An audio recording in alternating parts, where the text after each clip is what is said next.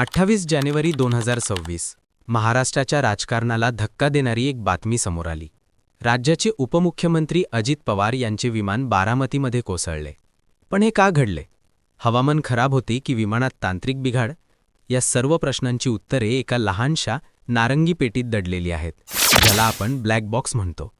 हे black box म्हणजे नेमकं काय असते हे सविस्तर आज आपण जाणून घेण्याचा प्रयत्न करूत. तर चला मग व्हिडिओला सुरुवात करू.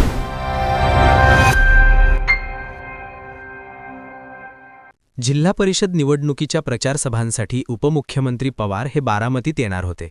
बुधवारी सकाळी मुंबई येथून सकाळी 8:10 VSR व्हेंचर्स कंपनीच्या लिअरजेट 45 या विमानातून ते बारामतीकडे येत होते. सकाळी 8:30 लँडिंगचा पहिला प्रयत्न केला, मात्र कमी दृश्यमानतेमुळे हा प्रयत्न अपयशी ठरल्याचे VSR व्हेंचर्सने स्पष्ट केले. थोड्या वेळाने पुन्हा उतरण्याचा प्रयत्न केला. यावेळी विमान रनवेच्या दिशेने सरकले. 100 फूट उंचीवर विमान होते आणि विमान धावपट्टी सोडून बाजूला एका झाडावर जाऊन पडले. याच वेळी विमानाचा स्फोट झाला. यात संपूर्ण विमानाचे तुकडे झाले.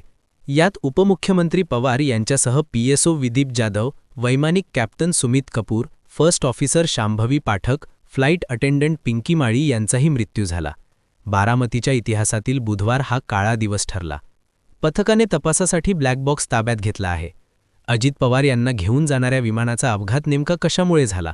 या घटनेमागे तांत्रिक बिघाड होता की मानवी चूक? याबाबत आता ब्लॅक बॉक्समधून उलगडा होऊ शकतो. विमानातील ब्लॅक बॉक्स हे विमानाचा प्रवास आणि सुरक्षिततेच्या दृष्टीने सर्वात महत्त्वाचे साधन आहे.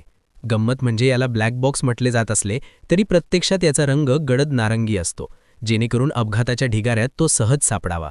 ब्लॅक बॉक्सचे 2 मुख्य भाग असतात. पहिला म्हणजे FDR, फ्लाईट डेटा रेकॉर्डर. यामध्ये विमानाची गती, इंधन, उंची अशा 88 पेक्षा जास्त तांत्रिक माहितीची नोंद असते. आणि दुसरं म्हणजे CVR, कॉकपिट व्हॉइस रेकॉर्डर. यामध्ये वैमानिकांमधील संभाषण, कंट्रोल रूमशी झालेला संवाद आणि कॉकपिटमधील इतर आवाज, उदाहरणार्थ अलार्म किंवा इंजिनचा आवाज रेकॉर्ड केले जातात. आणि हा बॉक्स खूप मजबूत असतो, कारण विमान अपघातात सर्व काही नष्ट झाले तरी ब्लॅक बॉक्स सुरक्षित राहावा यासाठी तो अतिशय मजबूत धातूंपासून जसे टायटॅनियम किंवा स्टेनलेस स्टीलने बनवलेला असतो. आणि हा बॉक्स खूप मजबूत असतो, कारण विमान अपघातात सर्व काही नष्ट झाले तरी ब्लॅक बॉक्स सुरक्षित राहावा यासाठी तो अतिशय मजबूत धातूंपासून जसे टायटॅनियम किंवा स्टेनलेस स्टीलने बनवलेला असतो. याची मजबूती इतकी असते की हे साधारण 1100°C तापमान तो तासभर सहन करू शकतो. म्हणजे विमान जमिनीवर पडला आणि आग लागली तरी हा बॉक्स सुरक्षित राहावा यासाठी. तसेच विमान पाण्यात जरी पडले तरी पाण्याचा दाब तो सहन करू शकतो. समुद्रात 6000 मीटर खोलीपर्यंतचा दाब तो सहन करू शकतो. जेव्हा विमान पाण्यात कोसळते तेव्हा या बॉक्समधून अंडर वॉटर लोकेटर बीकन नावाचे सिग्नल बाहेर पडतात. हे सिग्नल सलग 30 दिवसांपर्यंत चालू राहू शकतात, ज्यामुळे शोध पथकाला त्याचे लोकेशन समजते. आणि हा बॉक्स कितीही उंचावरून पडल्यास तो फुटत नाही, एवढा मजबूत असतो. जेव्हा एखादी दुर्दैवी विमान दुर्घटना घडते तेव्हा नेमके काय घडले हे शोधण्यासाठी ब्लॅक बॉक्स तपासला जातो. त्यातील त्या शेवटच्या क्षणाच्या डेटावरून अपघाताचे कारण तांत्रिक बिघाड होता की मानवी चूक हे स्पष्ट होते. यामुळे भविष्यातील विमान प्रवास अधिक सुरक्षित करण्यास मदत होते. तर या विमानाचाही ब्लॅक बॉक्स आता तपास पथकाला सापडला आहे. फॉरेन्सिक टीम आणि एअरक्राफ्ट ॲक्सिडेंट इन्व्हेस्टिगेशन ब्युरो याचा तपास करत आहेत. या ब्लॅक बॉक्समधील डेटा, FDR आणि CVR तपासल्यानंतरच अपघाताचे नेमके कारण तांत्रिक बिघाड होता की हवामानातील अडथळा हे स्पष्ट होईल. अनेकांना वाटते की बॉक्स मिळाला की लगेच कारण समजेल, पण तसे नसते. तर यामधील सर्व माहिती बाहेर येण्यास 1 वर्ष लागू शकते. डेटा सुरक्षितपणे बाहेर काढणे, हवामान अहवालाशी तुलना करणे, विमानाच्या इंजिनचे फॉरेन्सिक ऑडिट करणे यासारख्या प्रक्रियेला वेळ लागतो.